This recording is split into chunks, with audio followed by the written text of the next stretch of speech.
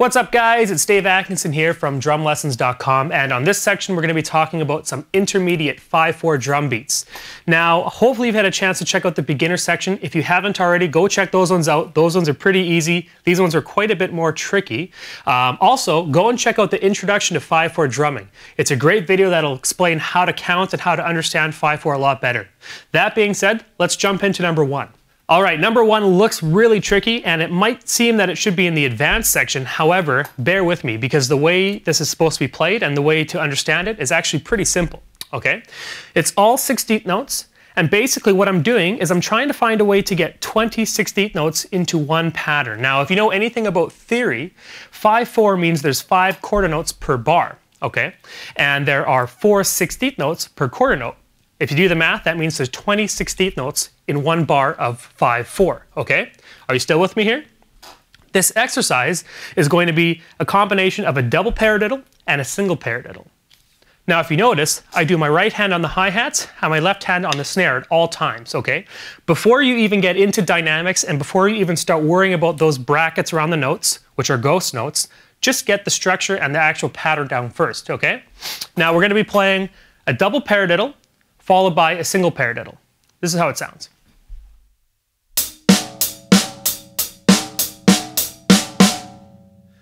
Okay, so that was just the double paradiddle there. You notice how I did one with my right hand lead and then one with my left hand lead. In total, that was 12 notes, okay? So now I have 8 notes left to fill up my bar of 20 16th notes.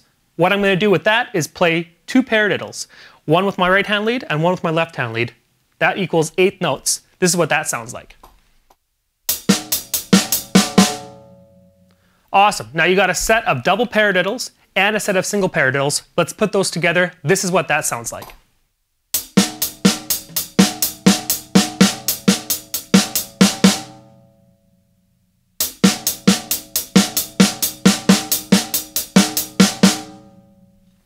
So if you're really struggling with this one, remember, it's just a pair of double paradiddles and a pair of single paradiddles back to back, okay? Now, when you want to make this groove, you're going to add your bass drum in. As you can see here, I've got the bass drum on the one and, the 2 and. Just watch the sheet music. It's pretty self-explanatory. Try to make sure you get those ghost notes in on the snare as well, because that's really going to make this groove feel more natural and actually flow, okay? So here's how it sounds at a slow tempo, and then we'll speed it up for you.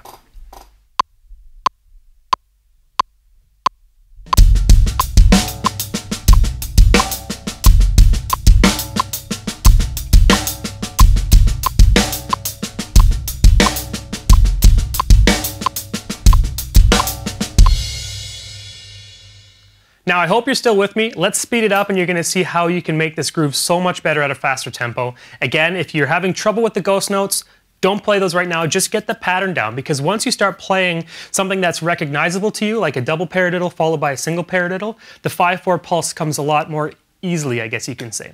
So here we go, a little bit faster, same pattern. Let's do it.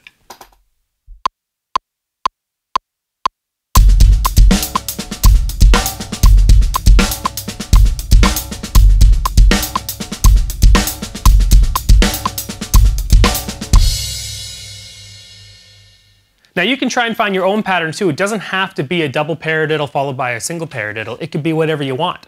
The trick that I use is try to make a 20-note pattern with your 2 sticks that is easy enough to remember and easy enough to play at a fast tempo. Because then you don't even have to think about the pulse. You're playing that pattern, and every time it repeats, you know that the 5/4 bar is over, okay?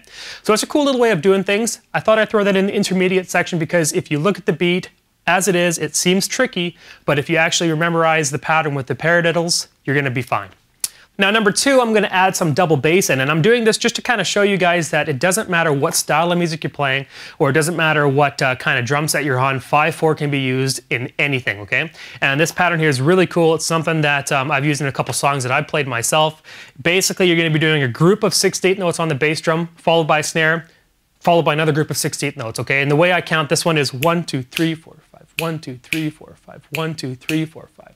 Let's do it slow and we'll speed it up for you. Here we go.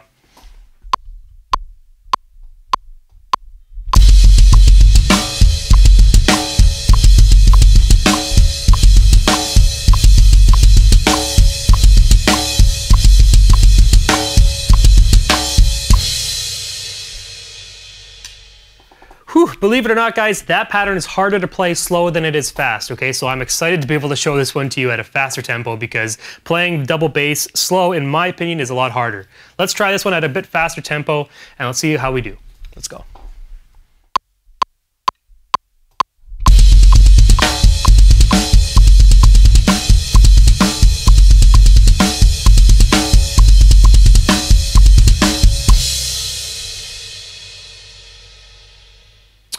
All right, much better. Now let's move on to the last one. If you notice, this one is actually a jazz pattern. And the reason why I chose this one is it's because of Dave Brubeck's song, Take 5. That's actually a very popular and common song. And it's one that if you want to be a gigging drummer, if you want to play in a cover band, you're going to want to learn this pattern. So I thought I'd show it to you in the 5/4 section because it's a 5/4 pattern. Now this is by no means a jazz drum set, and I'm not a very talented jazz drummer myself, but I'm going to show it to you anyways. And what you're going to notice is that it's very similar to the standard jazz pattern that everybody plays on the ride cymbal and the hi-hats. The only difference is you're going to add an extra quarter note in because it's 5/4, okay? And I do that on the 1 count. The 1 count's going to be a standalone ride cymbal, all right?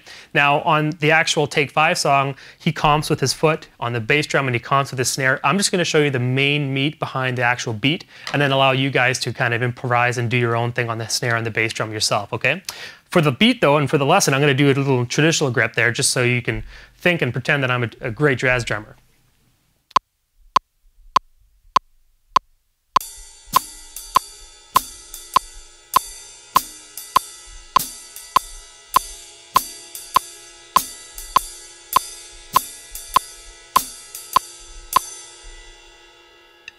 Awesome. Let's try it a little bit faster now. It's going to feel a lot better. Let's give it a try.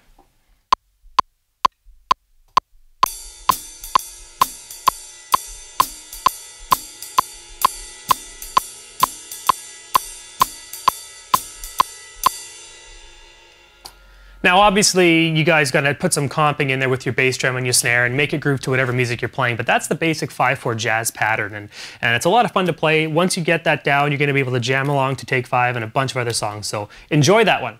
That's it for the intermediate section, guys. I hope you enjoyed it. Let's keep going with the advanced. If you're ready, I'll see you on the next lesson.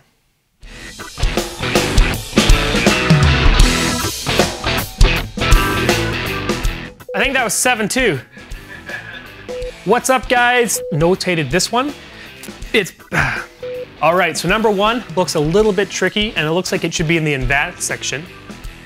5/4 means there's 5 quarter notes, and there's 16, or there's. All right. So that was the double pedal. So when you play 2 groups of double, perfect. So now you've got a set of double paradiddles and a set of. So if you're struggling trying to figure out 4/4 or so if you're really struggling with this one, try to spin on the regular jazz. Now, I'm not a jazz drummer. Oh, did I talk about 2/4, 2/4, because it's consistent, shoot. Pooh! Because it does change a little bit because, how come I can't say this one? That's weird. Very weird. And a lot of people think that with, other than that, it's pretty simple, pretty basic. Let's